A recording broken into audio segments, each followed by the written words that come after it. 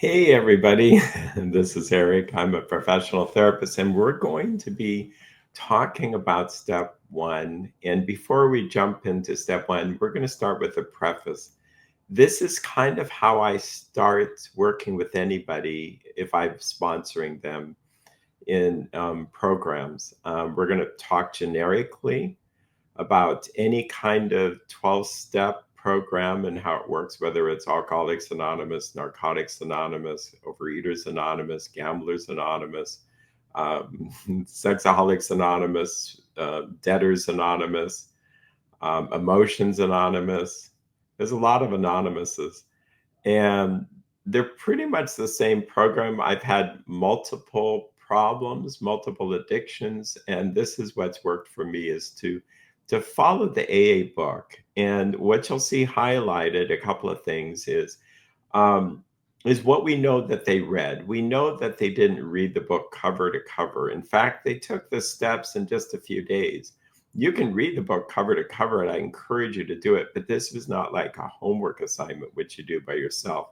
We know that this was taken in pairs, actually, with two sponsors. Sponsors were called sponsors because they actually help pay for your treatment. You often would be in a hospital when AA would come to visit you. Think of that picture where two men are there to help the guy sitting on the edge of the bed. That's how it worked. And one of those sponsors was newly sober. He might be 2 to 3 weeks sober while he's now working with his sponsor to help the other. Why are two sponsors useful? First of all, it promotes this idea of principles, not personalities, that the principles are what help us point to God, get our direction towards God to help us get sober, not personalities. So no human power can help us. Second of all, it promotes humility in the sponsorship, that it's not about me getting someone sober. Third, it actually is very practical.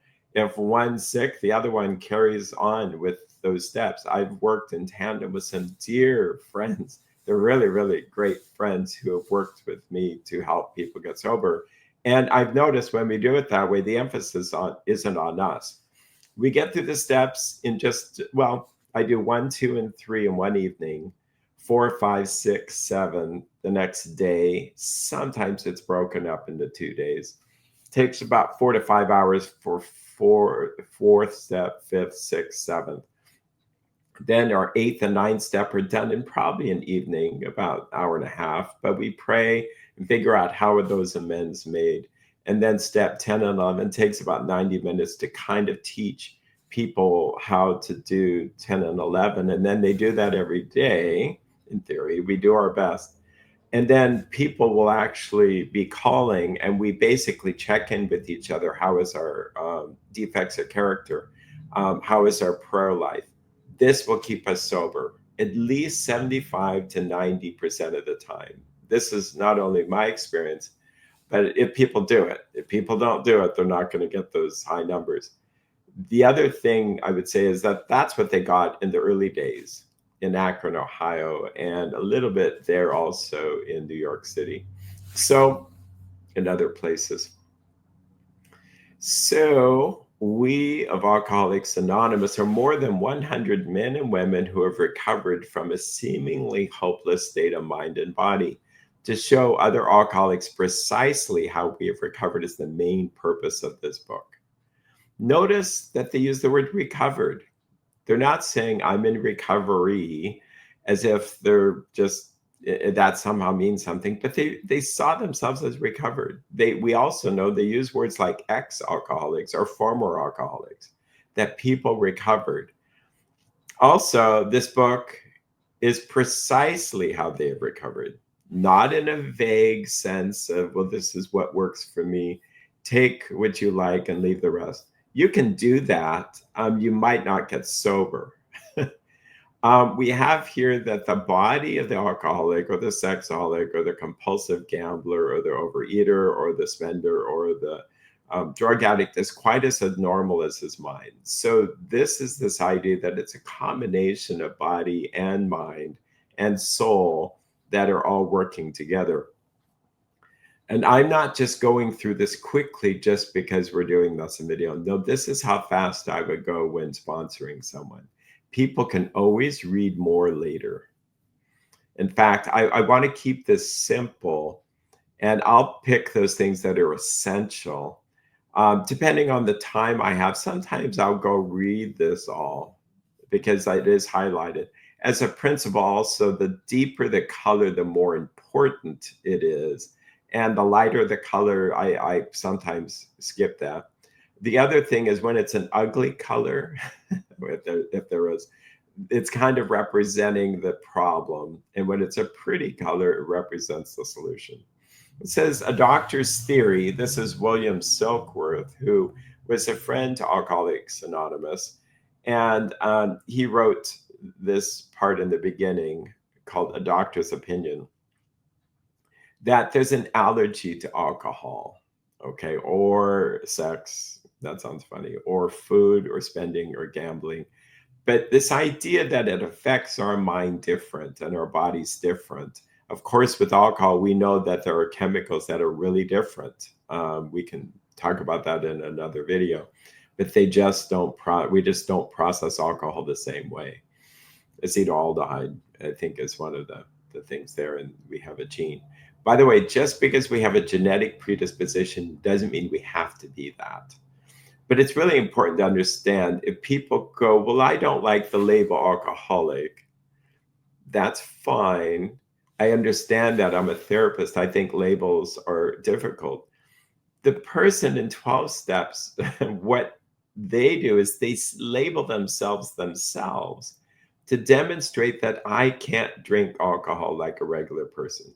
If I say, well, I'm a regular person, then I'm going to drink alcohol and my life will not go well. It hasn't gone well in my family, so it's better for me to stay away from alcohol. I'm perfectly happy, not perfect, but I'm really happy today without it, and a number of other things. Um, so that's that idea of the allergy, which is an important concept here. Um, we'll go through. This is 26 XXVI. Then their reliance upon things human, their problems pile up on them and they become astonishingly difficult to solve. In nearly all cases, their ideals must be grounded in a power greater than themselves if they are to recreate their lives. So, this is a basic principle, essential. If I rely on self, if I rely on others, anybody other than God, it's not going to work. So, I'm constantly trying to turn my will over to God and ask God for everything. And the more I do that, the more good things happen. And no one's perfect, but this is the principle I try to live by. It says men and women drink or spend or gamble or overeat or lust or fix others, essentially because they like the effect produced by those things. This sensation is so elusive that while they admit that it's injurious, they cannot, after a time, differentiate the true from the false. To them, their alcoholic life seems the only normal one. They are restless, irritable, and discontented unless they can again experience the sense of ease and comfort with which comes at once by taking a few drinks or all those things. Drinks which they see others taking with impunity. After they succumb to the desire again, as so many do, and the phenomenon of craving develops, they pass through the well known stages of a spree, emerging remorseful with a firm resolve not to drink again. This is repeated over and over and over and over and over and over. Unless this person can experience an entire psychic change, there is very little hope of his recovery. This is step 2 and 3.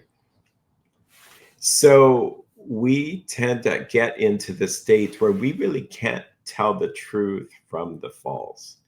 We kind of get into denial or delusion, if we want to say that. And we're just not really seeing reality, even though we think we are. And then the natural state of any addict or alcoholic is we're restless, irritable, discontented. We just have a hard time sitting still. We just constantly move, move, move, go, go, go. Irritable. We're not really peaceful. I think we're born this way. I think, well, everybody's born with some kind of problem. But the irritability is this sensitive. I think we're too sensitive, maybe. And so then we're constantly looking for something to make us less sensitive. And then discontented. We're not really happy. We kind of insist on a happy life. Later, we'll see. So, really, really powerful. And so then when life doesn't really go our way, we need that ease and comfort, which comes at once by taking a few drinks. I'll be funny here. I'm going to wet my whistle. Drinks, which they see others taking with impunity. So part of the delusion is, well, these people all get to do that. It's fine. Everybody smokes marijuana. No, not everybody smokes marijuana.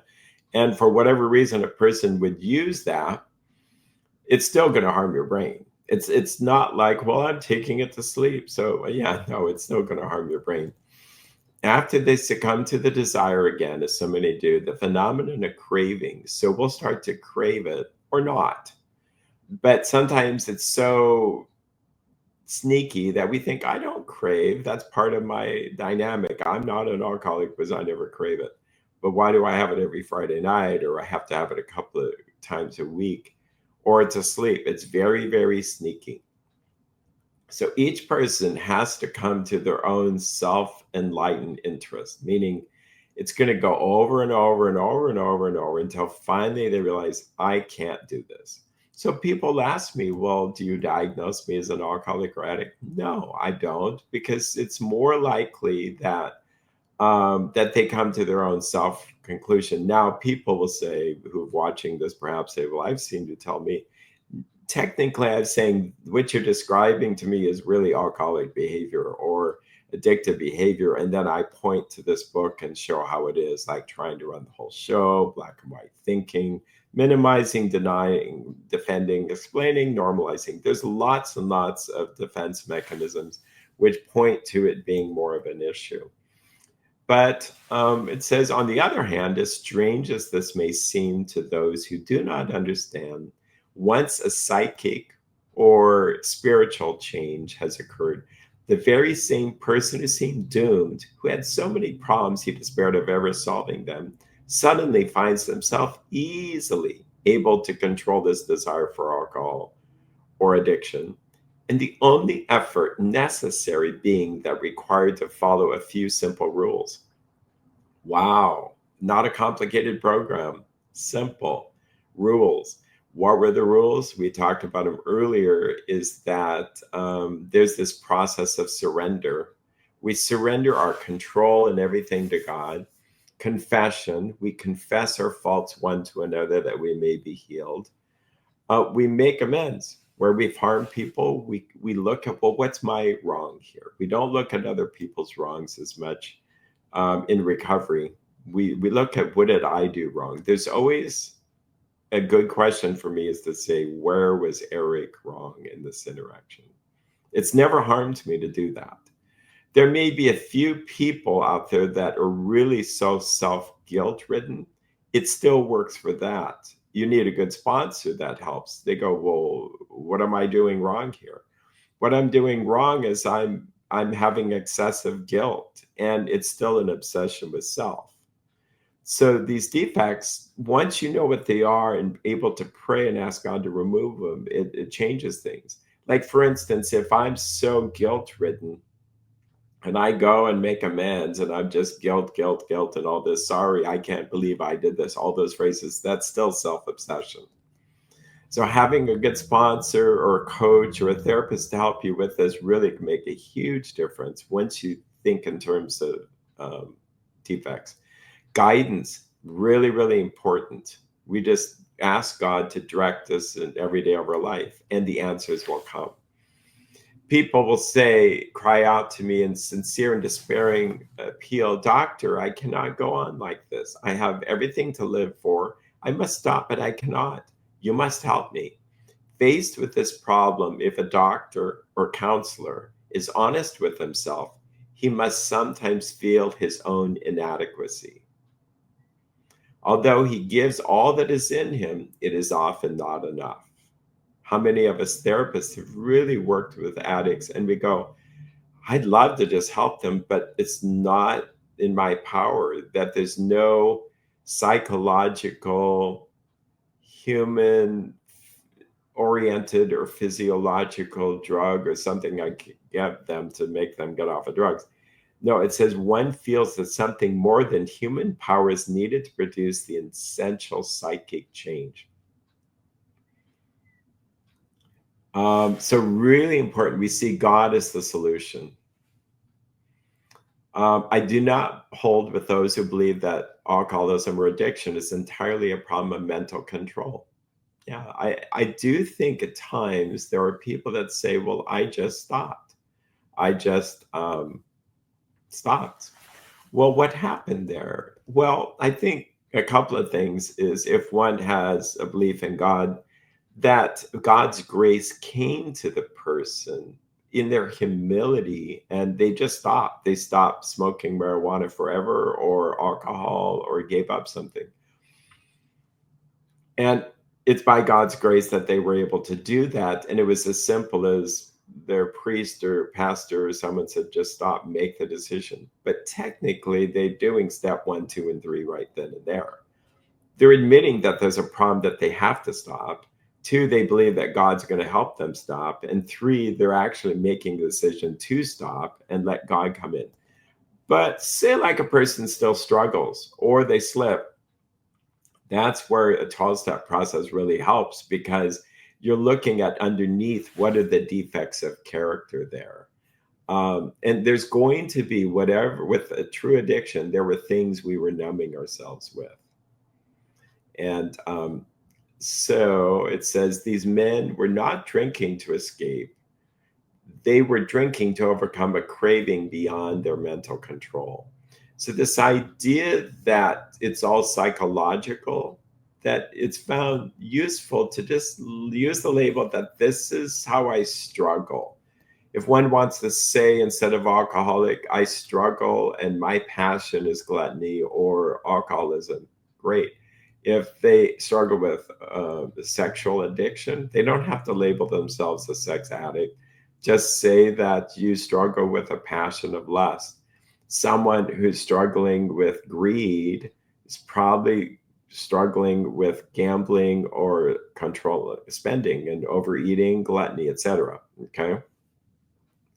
Here we have the classification of alcoholics, and there's 5 of them. I kind of label them. I'll go through them because I'm a therapist and we like to analyze things. But you're going to see that it really doesn't matter, but it's helpful. There are, of course, the psychopaths who are emotionally unstable. We are all familiar with this type.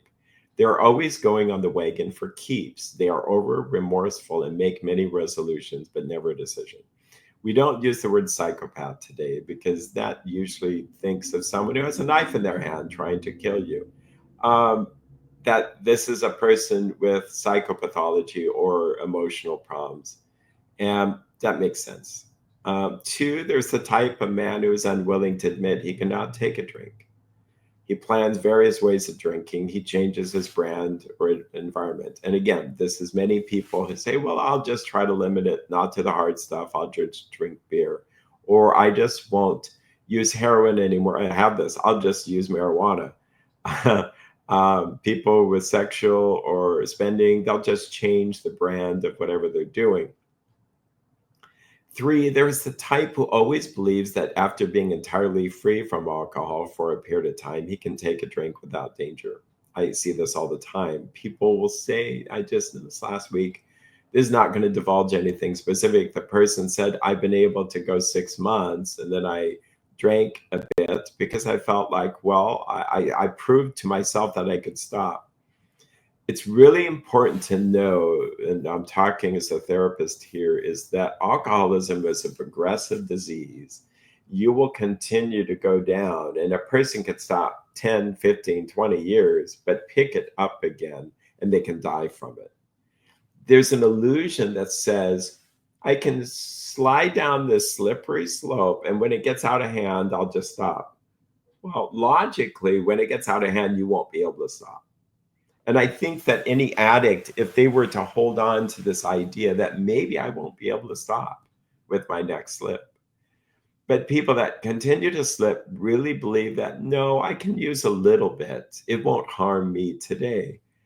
And that's not my experience. And I'm perfectly happy seeing it the way I see it, which is I don't want to experiment anymore. And there are things I haven't done. Like I've already admitted powerlessness over gambling. Like I'm not going to go because knowing my luck, I'd win. And if you win, then you get the disease. That's horrible. 1 in 5 compulsive gamblers will kill themselves. Yeah. 4, there is the manic depressive type who is perhaps the least understood by his friends and about whom a whole chapter could be written. 5, then there are types entirely normal in every respect except the effect that alcohol or gambling or lust or overeating or spending or fixing others has upon them. They are often able, intelligent, friendly people. By the way, this is the type most of us want to be. And I think sometimes these are hardest to treat because they feel so normal. The people that struggle in other ways are more likely to get it sooner, just my clinical experience. The problem, all these and many others have one symptom in common. They start drinking or using their drug of choice without developing, they cannot start drinking without developing the phenomenon of craving. And I believe that this can happen spiritually as well as physically. They start to get it in their mind. This phenomenon, as we have suggested, may be a manifestation of an allergy, which differentiates these people and sets them apart as a distinct entity. It has never been, by any treatment with which we are familiar, permanently eradicated. The only relief we have to suggest is entire abstinence. Okay, so let's talk about abstinence here. With alcohol, people can live perfectly fine lives without drinking again. With food, people die. So they have to find a way in which to find what is compulsive overeating or emotional eating versus sober eating. So you can figure out that compulsive gambling, you can live without. Compulsive, well, drinking, drugging, people can live without. Marijuana, you can live without. Sex, people might say, well, I don't want to live without that, but people can live without it technically. It's not a need. And this may cause a lot of viewers to kind of go, what? We don't need it to live like food. So it's a little bit different category than food. Spending, do I need to spend money? If I had someone else run my life, technically no, but it's such an important thing. I have to learn how to spend appropriately. So we put food, sex, spending, and maybe helping others in moderation. We have to find through trial and error what that sobriety is going to be like. And your respective programs can help you with that. But the other addictions we can live without. Okay. What is the solution? Perhaps I can best answer this by relating one of my experiences. About 1 year prior to this experience, a man was brought in to be treated for chronic alcoholism. He had but partially recovered from a gastric hemorrhage and seemed to be a case of pathological mental deterioration. He had lost everything worthwhile in life and was only living, one might say, to drink. He frankly admitted and believed that for him there was no hope. Step 1. Following the elimination of alcohol, there was found to be no permanent brain injury. He accepted the plan outlined in this book. What is the plan? The 12 steps. 1 year later, he called to see me, and I experienced a very strange sensation. I knew the man by name and partly recognized his features, but there all resemblance ended. From a trembling, despairing, nervous wreck had emerged a man brimming over with self-reliance and contentment. I talked with him for some time, but was not able to bring myself to feel that I had known him before. To me, he was a stranger, and so he left me. A long time has passed with no return to alcohol. Notice you go from one horrible situation to a wonderful situation. The word self reliance, I would say his reliance was really on God. Notice it's 1 year later. What about doing the steps years and years? No, no one did that. He probably got through the steps in about a month. And the last 11 months, he was getting more and more sober. And yeah, you'll see how simple the steps are. Not easy to do, but simple. Here we have Bill writing in 1953 on a napkin. You can find this online. And sometimes I try to read it. To, number one, for God admitted hopeless, got honest with self, got honest with others, made amends, helped others without demand, prayed to God as you understand him. And this was Bill Wilson, the original AA steps. And that was dated April 1953. Here we have it. And you'll get this handout. Okay. So that's how simple it was. I could assure him, which no one ever had, that in the future he would have all the willpower to resist the impulse to drink. To tailor this to my liking, I don't think of willpower as what he got. He really got God's power. He was gifted grace one day at a time. And again, I'm not here to correct someone else's story. This is Dr. William Silkworth. This is how he understood this. So, Bill's story, I would encourage you to read Bill's story on your own. But we're going to emphasize a few things here. And we're going to go fast. And this is what I do when sponsoring. Page 5. Nevertheless, I still thought I could control the situation. And there were periods of sobriety which renewed my wife's hope. Gradually, things got worse. I woke up. This had to be stopped. I saw that I could not take so much as one drink or lust hit or spend or gamble or whatever. I was through forever.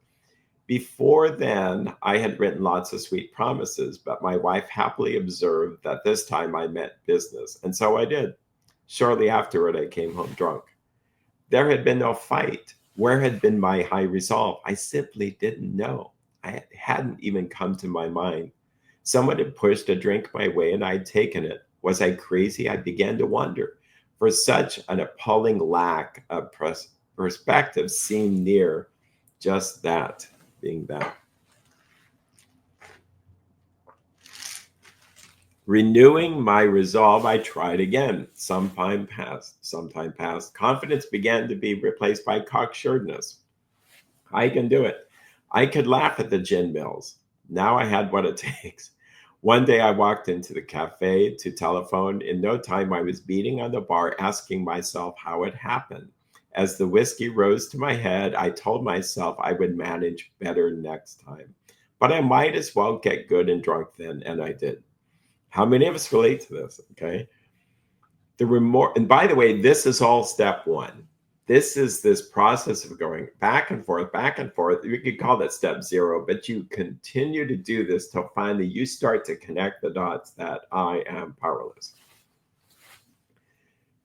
And the remorse, the horror, the hopelessness of the next morning are unforgettable. The courage to do battle was not there. My brain raced uncontrollably, and there was a terrible sense of impending calamity.